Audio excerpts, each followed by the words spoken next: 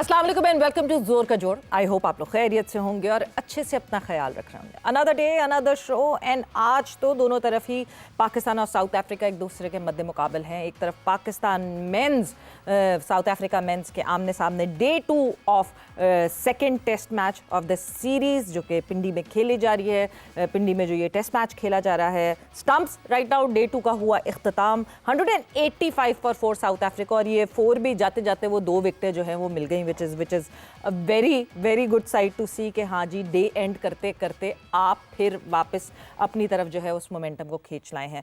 पाकिस्तान ने जो है वो 333 स्कोर किए। दो कि यस इस पे बात करना बहुत ज़रूरी है कि what is wrong with our tail. At least आप टेल से एक्सपेक्ट करते हैं कि 20 से 50 रन तो जोड़ ही सकते हैं, मगर हमारी टेल जो है वो पूरी टेल वॉकिंग विकेट हुई हुई है।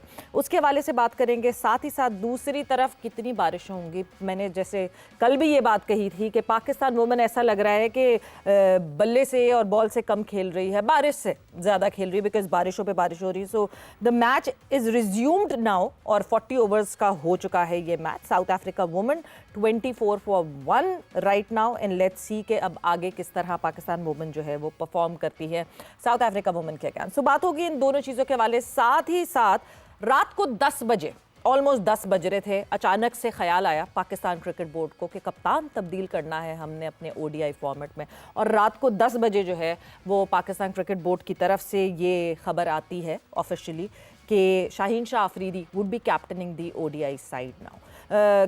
क्या सही डिसीजन है, नहीं सही डिसीजन, इस हवाले से भी डिस्कशन होगी। मैं हूँ सवेरा पाशा और आज डिस्कशन के लिए मेरे साथ स्टूडियो में सबसे पहले तो international women cricketer Iram Javed मौजूद हैं। इरम अस्सलाम वालेकुम। Thank you. साथ ही साथ मेरे साथ मौजूद हैं सीनियर स्पोर्ट्स जर्नलिस्ट हाफिज इमरान साहब, रेगुलर मेंबर ऑफ जोर का जोड़। हाफिज साहब अस्सलाम वालेकुम। वालेकुम शुक्रिया सवेरा। और थोड़ी ही देर में जो है वो senior sports journalist Shahid Hashmi साहब भी हमें ज्वाइन इन कर लेंगे। सो उनसे भी ज़रा डिटेल डिस्कशन करेंगे कि ये पाकिस्तान क्रिकेट बोर्ड के कॉरिडोर्स में आजकल चल क्या रहा है, बिकॉज बहुत कुछ चल रहा है माइंड यू और बहुत कुछ चलना है आगे। साथ ही साथ एक और खबर जिस पे हमने बात करना, जिस पे ज़रूरी है, एशिया कप की ट्रॉफ़ी जो कि अभी तक भारतीय टीम के हवाले नहीं की गई, बीसीसीआई के हवाले नहीं की गई, उसके लिए क्या अपडेट्स हैं उस हवाले से भी डिस्कशन होगी। बट सबसे पहले ऑब्वियसली आज का जिस तरह दिन रहा, हाफिज़ कहाँ किस तरह रेट करते हैं आज के दिन को? सेशन टू सेशन हम बात करें तो शायद एक पर्सपेक्टिव ये होगा कि हाँ डोमिनेंस रही शुरू में साउथ अफ्रीका की, बिकॉज हमने एक अच्छी पार्टनरशिप बनने दी, बट इवेंचुअली ये आखिर में जाते जाते 2 विकेट शायद ये सेशन हमारे नाम हो गया। इस इनिंग्स में उन्होंने निस्बतन बेहतर बैटिंग की है, सीधा खेलने की कोशिश की है ज़्यादा। जब आप पिछले टेस्ट मैच को, जो कि पहला टेस्ट मैच था, उसमें देखते हैं तो वहाँ पर वो रिवर्स स्वीप और रिवर्स स्वीप के ऊपर काफ़ी उन्होंने वक्त लगाया और उसकी वजह से उनकी विकेटें ज़ाया हुई। लेकिन आज जबकि स्टब्स को अगर आप उनकी माजी करीब की परफॉर्मेंसेस देखते हैं तो कोई बहुत अच्छे नहीं थे, बैटिंग रन्स नहीं कर पाए। ईडन मार्करम लंबी इनिंग्स तो नहीं खेल पाए, लेकिन जितनी देर भी वो खेले वो मेरिट पर खेलने की कोशिश करते रहे, सीधे खेलने की कोशिश करते रहे। तो ये वो चीज़ थी ऐसी जिस वजह से पाकिस्तान के स्पिनर्स इब्तदाई ओवर्स में कामयाब नहीं हुए। जो उनको शुरू में विकेटें मिलती थी वो नहीं मिल सकी और अभी तक नोमान को विकेट नहीं मिला। उसकी एक वजह यही बनती है कि इन्होंने सीधा खेलने की कोशिश की है और यही वजह है कि दबाव पाकिस्तान के ऊपर है इस वक्त भी। अगर इसमें ये 100 रन और कर जाते हैं, पिच जिस तरह से बिहेव कर रहा है, जिस तरह से उनके स्पिनर्स हैं, तो सेकंड इनिंग्स पाकिस्तान की बड़ी मुश्किल हो सकती है। ये एक अलग बहस होगी कि जब चौथी इनिंग्स में साउथ अफ्रीका बैटिंग करने के लिए आता है तो वो रिस्पॉन्ड किस तरह से उनकी बैटिंग करती है। लेकिन अगर रन्स मतलब है कि 250 के अंदर अंदर हुए तो फिर मैच किसी तरफ भी जा सकता होगा। डेवॉल्ट ब्रेविस की एक जो विकेट अभी मिली पाकिस्तान को, वो कह सकते हैं कि एक आज के दिन का तोहफा होगा, क्योंकि अगर वो 10-15 ओवर्स वो खेल जाते हैं ना तो ये जितने रन्स बाकी थे ना ये ब्रेविस ने सीधे कर देने थे। बिल्कुल बहुत अच्छा खेलते हैं। सो अगर आप मजमूई तौर पर देखते हैं तो साउथ अफ्रीका की तरफ से निस्बतन बेहतर बैटिंग आज के दिन में देखने को मिली है और ये अच्छा है, टेस्ट क्रिकेट के लिए भी अच्छा है। आपके स्पिनर्स को भी चैलेंज होगा, उनको भी पता लगेगा कि आपने जब आपके अगेंस्ट कोई गलत शॉट नहीं खेल रहा तो आपने कैसे फंसाना है उनको, बल्लेबाजों को। अच्छा है टेस्ट मैच 5वें दिन तक जाए, 4.5 दिन तक जाए तो एक अच्छी क्रिकेट देखने को मिलेगी। बिल्कुल। और अच्छी बात ये कि जहां ब्रेविस की बात कर रहे हैं कि yes it is a treat for Pakistan, क्योंकि ब्रेविस एक ऐसे खिलाड़ी हैं जो कि थोड़ी देर भी अगर क्रीज पे मौजूद रहें तो मुश्किलात दूसरी टीम के लिए हो सकती हैं। एंड द डेब्यूटेंट, बड़ा बात हो रही थी, 39-year-old डेब्यूटेंट, वो जो है वो उन्होंने ये दो जॉर्जी और ब्रेविस, ये दो हमारे लिए थ्रेट साबित होते हैं जब भी हम साउथ अफ्रीका के अगेंस्ट आमने सामने हुए। सो इन दोनों की विकेट्स उन्होंने हासिल की। नहीं, ये बहुत खुशी की बात है कि जिस तरह उन्होंने डेब्यू किया है इस एज में आके, तो ये उनकी मेहनत है सबसे पहले और उनकी मेहनत का सिला उनको ज़रूर मिलेगा और वो सिला यही है कि अच्छी बॉलिंग करेंगे। से ज़्यादा पाकिस्तान क्रिकेट बोर्ड की नेग्लिजेंस है, मतलब इतने सालों से एक बंदा खेल रहा है, कोई पता नहीं कब का डेब्यू है आसिफ अफरीदी का।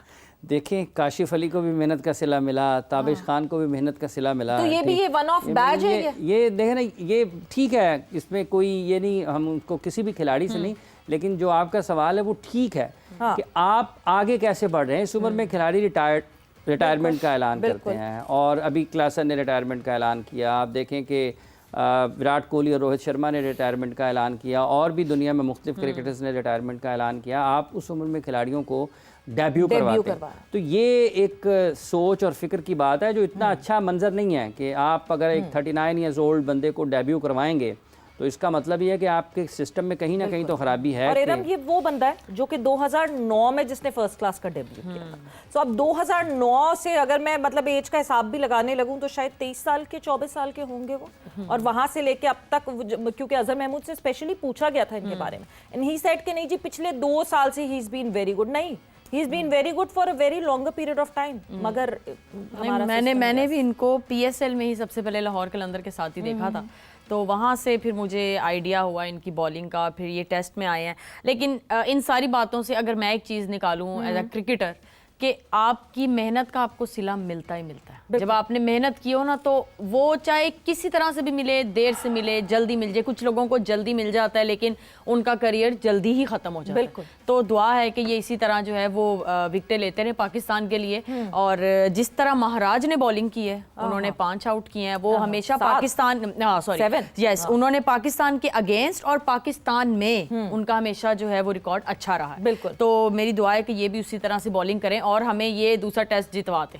बिल्कुल बिल्कुल, हम शुरुआत जो है वो अच्छी एक नोट से करें पूरी सीरीज की। But Keshav Maharaj was brilliant, मतलब ऐसा लगता है कि वो हमेशा जब भी पाकिस्तान ट्रैवल करते हैं, ही अंडरस्टैंड्स दीज कंडीशंस हमसे ज्यादा बेहतर। देखिए, दोनों टीमों के स्पिनर्स को आप देखते हैं ना, तो आपको देखते हुए मजा आता है कि एक बहुत अच्छी जंग होती है बैट और बॉल के दरमियान में। इवन अगर उनके स्पिनर्स भी बॉलिंग कर रहे थे तो भी बहुत अच्छे बॉल हुए हैं। पाकिस्तान के स्पिनर्स को भी आज देखें तो इनके भी बॉल बहुत अच्छे हुए हैं। जो ज़्यादा बेहतर खेलता है किसी भी अच्छे बॉल को, ये जो पाकिस्तान की तरफ से 2 लेफ्ट आर्म स्पिनर्स हैं, आप देखें कि किस तरीके से स्टब्स उनको खेल रहे हैं। इतना पूरा दिन खेल गया ना, आप देखें कि पूरा दिन वो बैटिंग कर गया और वो आउट ऑफ फॉर्म था। इससे पहले आखिरी 8-10 इनिंग्सों में उसके 47 या 49 उसका बेहतरीन स्कोर था और 5-6 रन हर इनिंग्स में उसने स्कोर किया। वो रन फ्लो में नहीं था उतना अच्छा।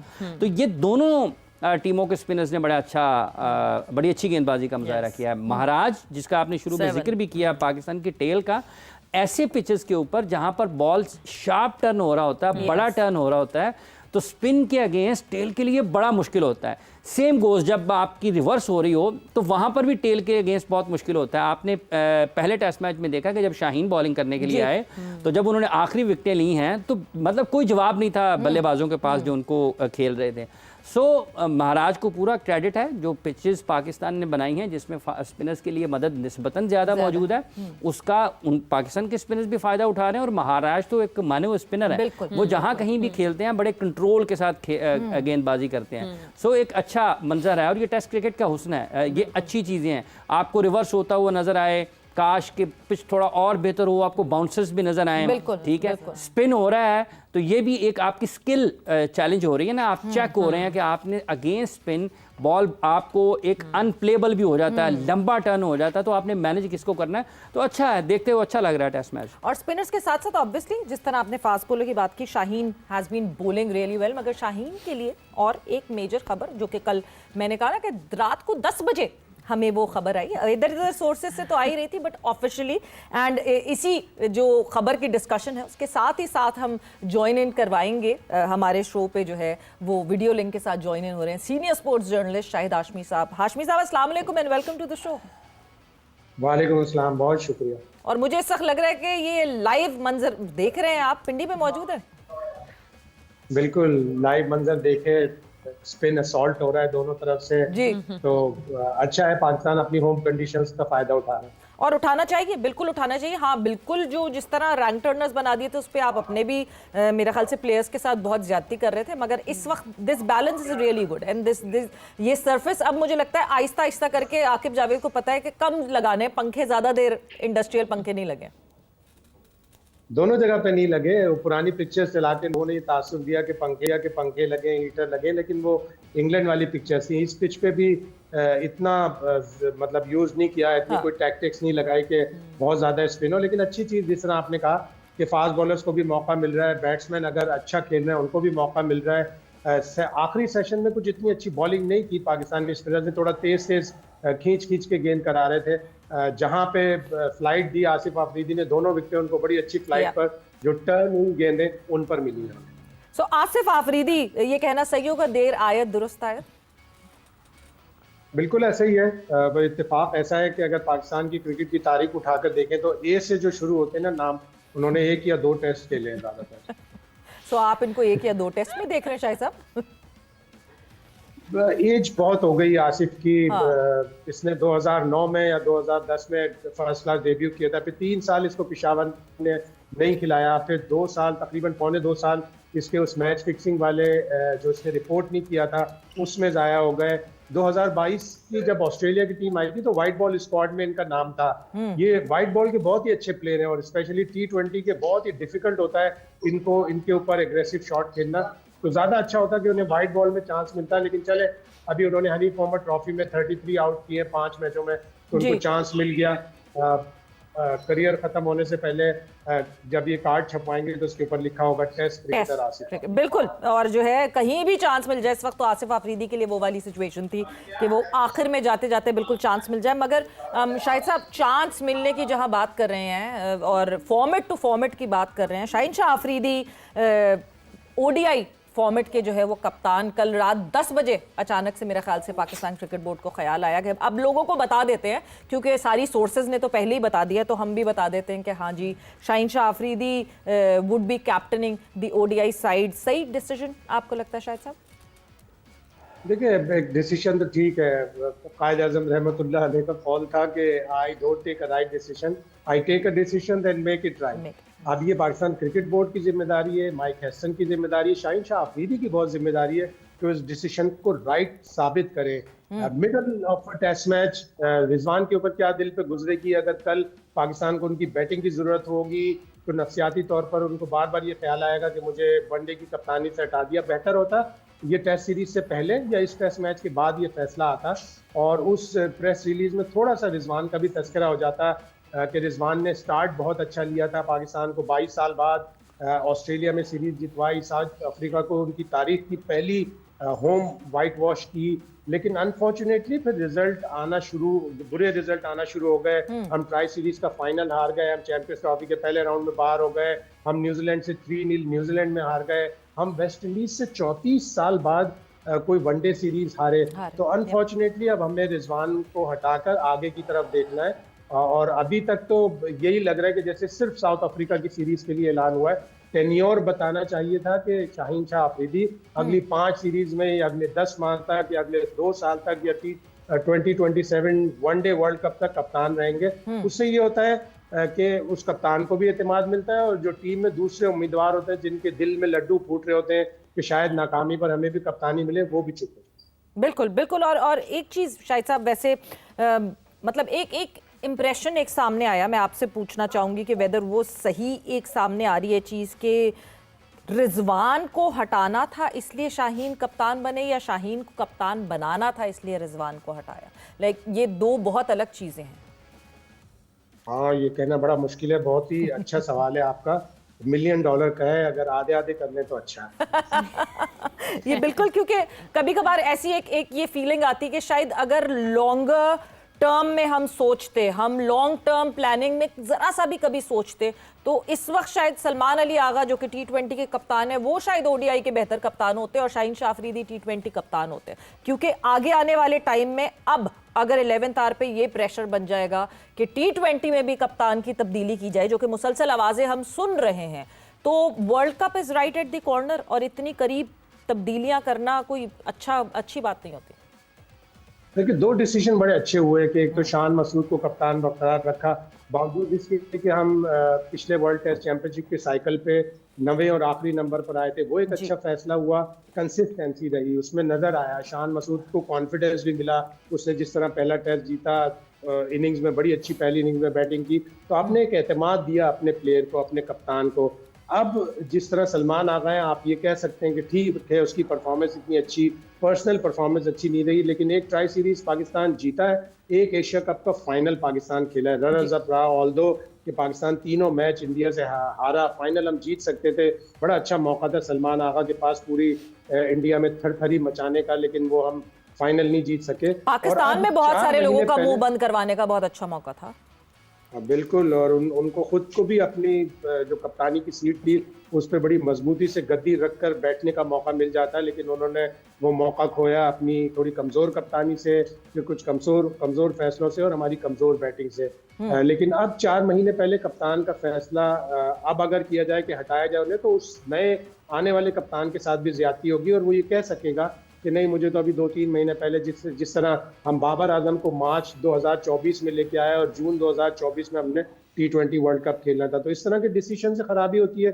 2 अच्छे डिसीजन हुए, उससे बाद एक अच्छा अगर बुरा डिसीजन होगा तो वो खराबी हो जाएगी। तो अच्छा फैसला है कि सलमान आगा अभी बदस्तूर कप्तान है। बिल्कुल, कंसिस्टेंसी इज द की और कंसिस्टेंसी बिल्कुल रखनी चाहिए। और वक्त जो है वो अभी इस वक्त ब्रेक का हुआ है, तो कंसिस्टेंटली ब्रेक पर जाना है। मगर ब्रेक पर जाते जाते एशिया कप का जिक्र किया हाशमी साहब ने, एंड क्या हो रहा है उस एशिया कप की ट्रॉफी का जिसके ऊपर एक वबाल मचा था। इवेंचुअली क्या BCCI को वो ट्रॉफी मिल जाएगी कि नहीं मिल जाएगी, ब्रेक के बाद डिस्कशन करते हैं।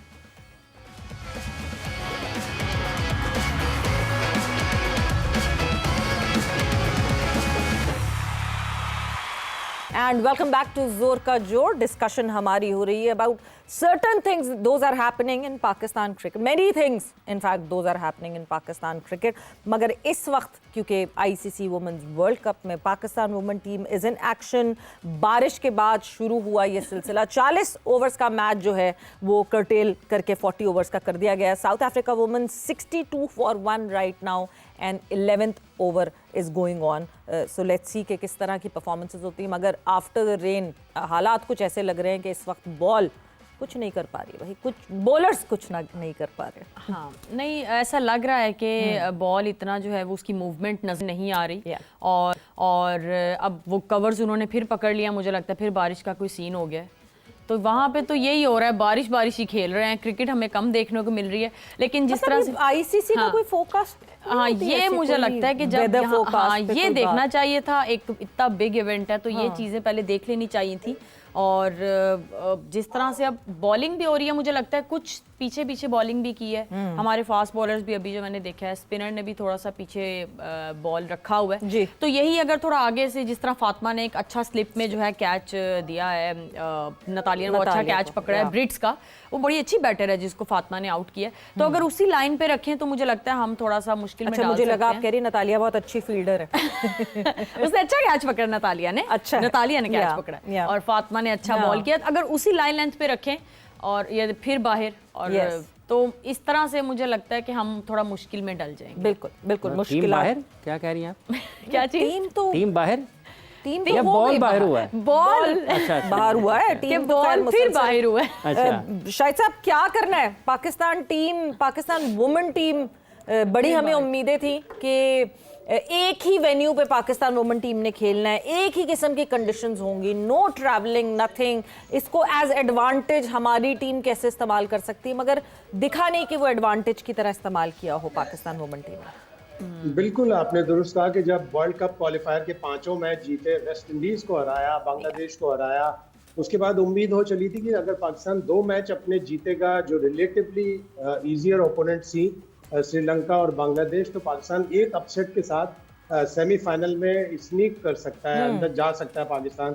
लेकिन वो जो बांग्लादेश का पहला मैच हारा वो बहुत ही मायूस कुन था। ऑस्ट्रेलिया तो जाहिर है, ऑस्ट्रेलिया एक मेंटालिटी का नाम है, अगर आप उन्हें 118 पे 5 भी कर देंगे तो वहाँ से भी 221 रन बना लेंगे, जिस तरह बैथूनी ने खड़े होकर, अलाना किंग ने खड़े होकर रन्स बनाए और हम उनका कुछ भी नहीं कर सके। और पुअर कैप्टनसी थी उस मैच में फातिमा सना की, जब नशरत सांधू ने 3 आउट कर ली थी, उन्होंने 27वें ओवर से मूनी ने 29वें रन्स ओवर बनाए, उनसे मूनी करवाया। छीन के ले गई और हमसे मैच। 37वें ओवर में जब वो लेके आई नशरत संधू को वापस, तो उस वक्त तो मेला लूट चुकी थी बेथ मूनी। और इसी तरह इंग्लैंड वाला मैच बारिश की नजर हुआ, फिर हमारा न्यूजीलैंड का मैच बारिश की नजर हुआ। तो हमें एक आध मैच अगर हम अपसेट कर देते, इंडिया का मैच में भी हमने उन्हें 203 पे 6 बड़ा अच्छा पकड़ लिया था, जहां से ऋचा घोष ने बड़ी अच्छी बैटिंग की। तो इन लड़कियों को एक्सपोजर चाहिए, बड़ी टीमों से खेलेंगी। पाकिस्तान क्रिकेट बोर्ड को चाहिए इस साल, पिछले साल नकवी साहब ने आके 24 करोड़ जो सालाना बजट था उसको 70 करोड़ किया, लड़कियों को सेंट्रल कॉन्ट्रैक्ट दिए, फैसिलिटीज तो दिए, लेकिन उनको एक्सपोजर चाहिए। बड़ी टीमों से खेलेंगी तो सीखेंगी। कोशिश करे पाकिस्तान क्रिकेट बोर्ड के विमेंस बिग बैश लीग होती है और जो द 100 होता है, उसमें बोर्ड से बातें करें, ऑस्ट्रेलियन बोर्ड से, इंग्लैंड बोर्ड से हमारे ताल्लुकात अच्छे हैं, उनसे ये कहें कि हमारी प्लेयर्स को आप बुलाएं, पैसे हम देंगे। बिल्कुल बिल्कुल, इस तरह की कुछ प्लान आउट ज़रूर करना चाहिए वुमेन क्रिकेट के लिए। बट हाफिज़ साहब, आपसे जो है वो शाहीन ओडीआई के कप्तान, वो डिस्कशन आपसे रह गई थी। सो सही फैसला। देखिए, एक ये है कि हम कोई बात करते हैं अक्सर कि खिलाड़ी टेस्ट मैच में परफॉर्म करता है, हम उसको वनडे में खिला देते हैं, कोई वनडे में परफॉर्म करता है, हम उसको T20 में खिला देते हैं, T20 में परफॉर्म करता है, उसको हम टेस्ट टीम में या वनडे में डाल देते हैं। पाकिस्तान की आखिरी 4 बरस में PSL के 3 मरतबा टाइटल जीते हैं शाहीन आफरीदी की कप्तानी में लाहौर कलंदर्स जी, और उनको कप्तान बनाया गया है ODI फॉर्मेट का। ठीक है, अब ये सिर्फ खिलाड़ी ही नहीं, हम फॉर्मेट के हिसाब से बदलते मुंतखब करते हुए हम उनके कप्तान भी बना देते हैं। और सलमान अली आगा, जिनके बारे में अमूमी तौर पर यह बहस पाकिस्तान के क्रिकेट में जारी है कि वो T20 टीम में उनकी अपनी सिलेक्शन के ऊपर एतराज़ात रहते हैं और उनको मुश्किल होता है अपने आप को जस्टिफाई करना कि वो T20 टीम में कैसे आते हैं। अब ये वो चीज़ें हैं जो कि आपकी फ़ैसला साजी को मशकूक बना देती हैं। हर फैसला ये अल्लाह करे कि वो बेहतर हो और पाकिस्तान के क्रिकेट के लिए यहाँ से कुछ बेहतर चीज़ें सामने आएँ, लेकिन अंदाज़ काम करने का, वक्त का तयन और किस अंदाज से आप किसी को लाते हैं, किसी को घर भेजते हैं, ये चीज़ें निशान ज़्यादा रहती हैं और फिर इसके ऊपर बात होती रहती है हमेशा। ये जहाँ तक ताल्लुक़ इस चीज़ का है कि कप्तान बदलने का या ना बदलने का, राशिद लतीफ़ साहब पाकिस्तान के फॉर्मर कैप्टन हैं, ठीक है, उन्होंने गुज़िश्ता रोज़ जब ये बदला तो एक पूरी की पूरी ना तारीख लिखी कि तारीख उन्होंने लिखी कि 13 मार्च 2023 को शादाब खान को कप्तान बनाया गया। ठीक है जी, उस वक्त नजम सेठी पाकिस्तान क्रिकेट बोर्ड के चेयरमैन थे, मैनेजमेंट कमेटी के। 15 नवंबर को वर्ल्ड कप हारने के बाद बाबर आजम रिज़ाइन करते हैं, ज़का अशरफ थे PCB के चेयरमैन। फिर 15 नवंबर को ही पाकिस्तान अनाउंस करता है शाहीन आफरीदी को कप्तान। उसी दिन शान मसूद को भी अनाउंस करता है कप्तान। और ये यहाँ पास ही हमारे एक सैलून है, वहाँ पर वो अपनी स्टाइलिंग वगैरह के लिए भी आए, तो मुझे पता चला कि ये वहाँ पे मौजूद है। मैंने कहा इसने यहाँ से तैयार होकर वहाँ पर जाना है, इसका मतलब ये कि आज कोई ऐलान होना है। वो शाम तक ये ऐलान हो गया और उसके बाद आप शान को बनाते हैं। फिर आप 29 मार्च 2024 को शाहीन आफरीदी को हटा देते हैं। 31 मार्च को बाबर आजम को अनाउंस करते हैं T20 टीम का कैप्टन। 1 अक्टूबर 2024 को बाबर आजम फिर अपनी कप्तानी से अलहदा हो जाते हैं। 27 अक्टूबर 2024 को रिजवान को अनाउंस किया जाता है वाइट बॉल का कैप्टन। और उसके बाद 4 मार्च 2025 को सलमान अली आगा को कप्तान बना दिया जाता है। 20 अक्टूबर को एक मरतबा फिर शाहीन आफरीदी को कप्तान बना दिया जाता है। एक टीम हमसे बनती नहीं, ये उसकी तफसील है कप्तानों के हटाए जाने की। एक टीम अच्छी हमसे नहीं बन पाती जो T20 अच्छी खेले, वनडे अच्छे खेले, टेस्ट मैचेस अच्छे खेले। कप्तान हमने 3-3 बनाने हैं। एक टीम बना लें और उसका कप्तान किसी को बना दें। ये कोई आपको अच्छा लगता है उसको हटा देते हैं। अगर शाहीन को जब हटाया गया था तो बताया जाना चाहिए उनको T20 टीम की कप्तानी से क्यों हटाया था, और अब अगर आप उनको बना रहे हैं तो उसकी क्या वजह है, और सिर्फ 3 मैचेस के लिए आप उसको अनाउंस कर रहे हैं। आपकी लॉन्ग टर्म प्लानिंग क्या है, आप किस तरीके से इन कप्तानों के साथ क्या करेंगे आप। मतलब सलमान अली आगा के ऊपर एक तलवार लटकेगी ना T20 वर्ल्ड चैंपियनशिप से पहले, मुसलसल लटकी हुई है तलवार। मतलब आपको क्लैरिटी नहीं दे रहा। और अभी जिस तरह शाहिद साहब ने बात की कि बहुत क्लैरिटी में जो अनाउंसमेंट हुई अभी शाहीन शाह अफरीदी की, उसमें साउथ अफ्रीका सीरीज का जिक्र है, दैट्स इट। उसके अलावा आगे की कोई डिस्कशन नहीं है, कोई बात नहीं है। तो इसका मतलब ये कि शाहीन शाह अफरीदी भी जब ODI सीरीज के लिए उतरेंगे तो तलवार तो उनके सर पे भी लटकी हुई होगी शायद साहब। बिल्कुल ऐसे ही है। और अब शाहीन की बड़ी जिम्मेदारियां हैं, शाहीन की जिम्मेदारी बढ़ जाएगी। अभी ये सुन रहे हैं कि T20 में वो नहीं होंगे। अगर वो T20 सीरीज में नहीं होंगे, वो पूरी एनर्जी के साथ वनडे सीरीज में आएंगे, कप्तानी भी करेंगे, बॉलिंग भी करेंगे। लेकिन अब उन्हें अपनी फिटनेस पर भी तवज्जो देना होगा अगर उन्होंने सारे वनडे खेलने, सारे वनडे में कप्तानी करनी है। साथ ही साथ अगर T20 वर्ल्ड कप के बाद अगर ऐसा लग रहा है कि वो T20 के भी कप्तान बन जाएंगे तो और भी जिम्मेदारी उनके ऊपर हो जाएगी। और एक अच्छे कप्तान की निशानी कि उन्हें अपने 11-15 प्लेयर खुद सेलेक्ट करवाने होंगे। अगर 15 में उनके 1-2 प्लेयर जो वो चाहते हैं कि टीम में ना हो, उनको भी वो मजबूत तौर पर आना पड़ेगा। शाहीन शाह अफरीदी को, जैसे अभी ये सुन रहे हैं कि रिजवान को टोटली वनडे की टीम से ही हटाया जा रहा है, तो ये शाहीन की जिम्मेदारी होगी कि वो सिलेक्शन कमेटी के पास जाए, वो हसन के पास जाए और कहे कि no, I want Rizwan in my one day side, because वो पिछले 20-25 मैचों से जो पाकिस्तान ने खेले हैं, सलमान आगा के बाद सबसे हाईएस्ट रन गेटर है, अच्छा विकेट कीपर है। और बदकिस्मती ये है कि हमने आज तक अभी रिजवान का मुतबादिल भी नहीं तैयार किया। बिल्कुल तैयार करने की और ऐसे सवेरा ये जैसे अभी कप्तान की बात हो रही है ना, शाहीन का जिक्र किया है हाशमी साहब ने, ऐसा कप्तान ना बनाएं कि जैसे अभी मोहम्मद वसीम साहब बाहर से बैठ के कप्तान को फील्डिंग के हवाले से बता रहे हैं, वो बरहम हो रहे हैं। माइक हैसन अगर ऐसा करते हैं तो हमें बुरा लगता है, तो मोहम्मद वसीम के करने पे भी बुरा लगेगा। आपने कोई भी कप्तान जब बनाया है सोचकर बनाएं कि क्या उसको काम आता है अपना या नहीं आता। हाँ, डमी नहीं बनाना चाहिए कप्तान को। ठीक है, कोच और कैप्टन की कोऑर्डिनेशन बहुत अच्छी बातें हो, मगर जब तक वो फील्ड पे स्टेप नहीं कर गया, और अगर किसी को ये नहीं पता कि मैंने फील्ड सेटिंग क्यों करनी है, तो वो कप्तान है ही क्यों? बिल्कुल, उसका क्या काम? जब आपने फील्ड पे स्टेप इन कर ली है, उसके बाद ये टीम कप्तान की और कप्तान ने लड़वानी है। मगर जहां कप्तान ने ये टीम लड़वानी है, वहां पे लड़ाइयां तो बहुत सारी हुई जब एशिया कप हुआ, और क्या क्या चीजें नहीं हुई। शायद साहब आप तो खैर वहां मौजूद थे। सो अब एशिया कप की ट्रॉफी जो है इवेंचुअली कोई 10 नवंबर की तारीख आ रही है कि दावतनामा भेजा गया है। पाकिस्तान एशियन क्रिकेट काउंसिल ने BCCI को दावतनामा भेजा है कि आए और अपनी ट्रॉफी ले जाए, और बाकायदा एक सेरेमनी करेंगे जिसमें जो है मोहसिन नकवी साहब भी ट्रॉफी देंगे। देखिए, अभी तक तो पाकिस्तान का स्टांस ज़बरदस्त रहा है। पाकिस्तान ने और मोहसिन नकवी ने जिस तरह डट कर मुकाबला किया कि ACC का एक प्रेसिडेंट है, उसी के हाथ से ट्रॉफी जाएगी। ACC के प्रेस रिलीज में 27 सितंबर, एक दिन पहले, फाइनल से पहले लिखा हुआ था कि ट्रॉफी जो है मोहसिन नकवी जो ACC के प्रेसिडेंट है वो हैंड ओवर करेंगे। तो फिर भारत ने सारा इतना हंगामा क्यों किया? और स्टांस पाकिस्तान का दुरुस्त है। अब भी पाकिस्तान ऑफर कर रहा है कि आप 10 नवंबर को आए, दुबई में अपने 1-2 प्लेयर ले आए। नहीं, पाकिस्तान ऑफर नहीं कर रहा है, ऑफर कर रहा है। यही जो एक क्लैश है, यही सबसे बड़ा मसला है ना। चले, ACC is Pakistan, Pakistan is ACC, chairman हमारा है तो हम पाकिस्तान कह सकते हैं। लेकिन यानी ये वो वाली बात है, ICC is BCCI and BCCI is ICC। ICC is India, ACC is Pakistan, PCB फिलहाल। तो अच्छा स्टांस था और डट कर उन्होंने मुकाबला किया, और अभी भी वो डटे हुए हैं, अच्छी बात है। और लेकिन भारत से मुझे ये खबरें आ रही हैं कि वो इस ऑफर को रिजेक्ट करेंगे और वो मामला टोटल ICC के इजलास में ले जाएंगे जो 4 से 7 नवंबर तक दुबई में होगा। वहां पे भी पाकिस्तान को डट कर मुकाबला करना चाहिए, पीछे ना हटें। किसी की हुक्मरानी नहीं है, ये इंटरनेशनल क्रिकेट है, किसी की खाला का घर नहीं है। ये जाहिर सी बात है और ये सबको समझना चाहिए। मगर शायद साहब एक चीज़, बड़ा सेंसिटिव सा ये इशू है, but in the recent times Afghanistan cricket board की तरफ से एक बहुत हार्श प्रेस रिलीज आई, और जिसमें जो है ऑब्वियसली पाकिस्तान का नाम मेंशन किया गया।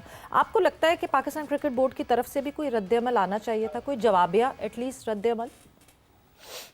पाकिस्तान क्रिकेट बोर्ड को भी देना चाहिए था कि एक अनक्लेम्ड जो सिचुएशन है और बड़ी कंट्रोवर्शियल सी सिचुएशन है कि अगर कहीं पे भी दुनिया में कहीं भी किसी भी इंसान का, किसी भी जानवर का जान का नुकसान जो है वो बड़ा अफसोसनाक होता है। उसको हमेशा कंडेम करना चाहिए, उसको हमेशा उसके ऊपर मातम कुना होना चाहिए।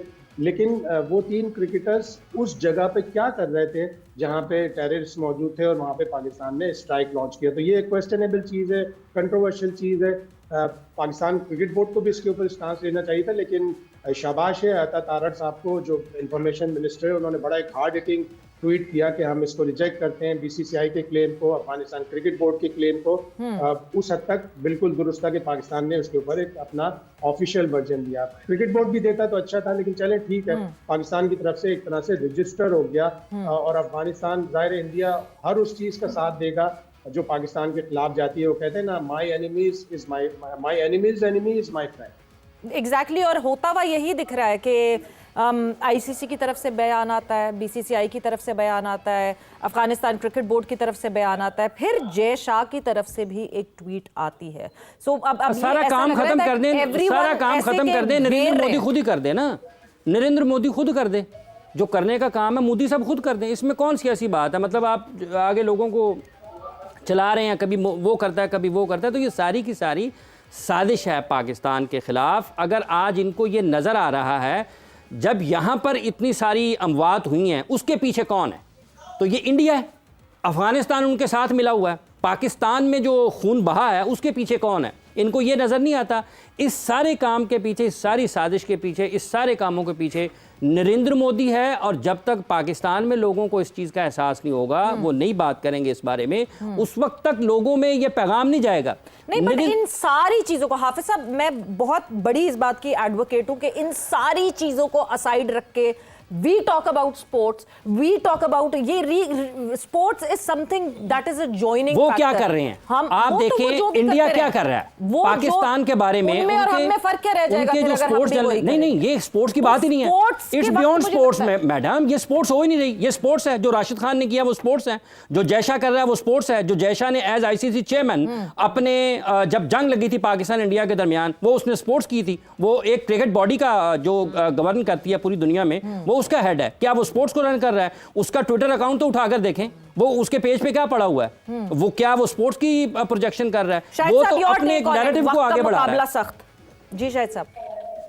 बिल्कुल, पॉलिटिक्स को अलग रखना चाहिए, लेकिन इस पिछले 1-1.5 महीने में इंडिया ने पॉल्यूट किया है पॉलिटिक्स के जरिए इंटरनेशनल क्रिकेट को, और वो इसी तरह ट्रीट कर रहे हैं अपने इंटरनेशनल क्रिकेट को जिस तरह वो अपनी अपोजिशन पार्टीज को, मुसलमानों को अपने मुल्क में ट्रीट करते हैं। तो ऐसा नहीं होना चाहिए, लेकिन हमें अब ज़रूरत है कि हम लॉबिंग करें Australia, England, South Africa, Sri Lanka, इन सारे ममालिक को मिलाकर, इसलिए कि अफगानिस्तान भी अब हमारा साथ दे।